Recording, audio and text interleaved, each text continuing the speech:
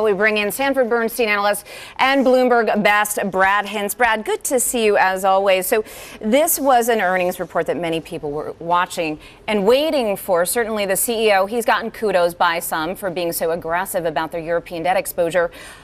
Anything that surprised you about the earnings release at this point? They're doing the right thing on the balance sheet. You bring their leverage down. You saw their VAR come down. Remember, this is a company that just had a confidence issue, right? And we saw that in the marketplace, a month ago. And you talk about, let me just stop for a second, for VAR, for those that don't know the lingo, sorry, value they brought at risk. value at risk down. So they pulled in their risk levels, and of course, with that, just as we heard, fixed income revenue slowed down. So those two should move more or less in parallel. They brought down their leverage ratio. And this is a company that just had its ratings downgraded. What are they trying to do? Undoubtedly, they're trying to stabilize, begin the target to get back to a higher rating. I'm sure that where they are now is not where they want to be.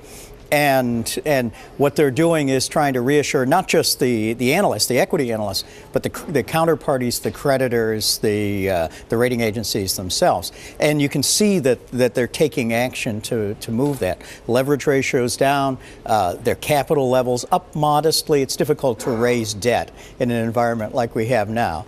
But in terms of doing a quick look at the balance sheet, the first step of what will be a period of improvement on that one.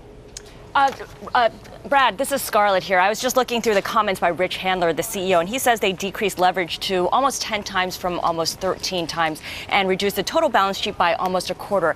Will that affect the firm's ability to make money and profit in the coming months? Oh, absolutely. A fixed income house is balance sheet intensive business. So, there's a direct trade-off. If I bring a balance sheet down, I'm bringing down the revenue of the firm. And in many ways, when an analyst takes a look at at estimating fixed income, you use a revenue return on the trading assets as your beginning place in terms of doing your estimates. And yes, there's a wonderful trade-off. Now, if we want to go back to 2006 and Lehman Brothers at 31-1, we know what happened there. So they brought it down to 9-1. What are they trying to do? We're in a difficult environment. They're pulling in their horns. They're battening down the hatches, just like we're seeing with the big commercial banks too. Let's talk about Jefferies and whether or not they're a barometer. This earnings report is a barometer for the bigger industry. And what is it saying? Well, in a sense it is, because what happens? Q4, you always have somewhat better M&A than you have in the previous quarters. Why? Because a lot of companies want to settle their deals before the end of the year, so you have a lot of M&A that comes in. The problem is the cupboard is relatively bare. We haven't seen new M&A deals announced. What you're really doing is you're taking M&A deals from previous point in the year and you're closing them when the revenues come in. So okay, that's something that we should see in the other ones. Equity underwriting, debt underwriting, we knew that was weak. Fixed income, so-so. We knew that risk was being brought down. Equities is holding together, and that's pretty much what you would expect, which is it's going to be an okay quarter, and I really don't think anybody's going to be focusing on the earnings of these firms.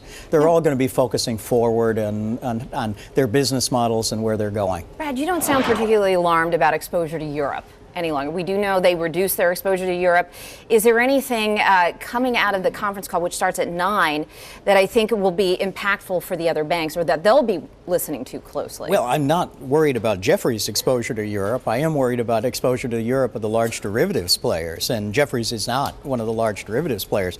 All the major banks are tied together, and we can think of it as like a spaghetti tying together of these banks with these derivatives going back and forth. So to the extent that we have an unforeseen event in Europe, it's going to affect everyone in the group. And of course, that's the reason why you're seeing the group all trading down whenever there's a geopolitical event that comes out in Europe. So yes, that remains an overhang on the stocks. And frankly, that's probably one of the reasons we're probably not going to see these stocks doing very, very much until Europe begins to get its act together. All right, we're going to end it there. Thank you so much, Brad. Bloomberg Bass, Brad Hintz.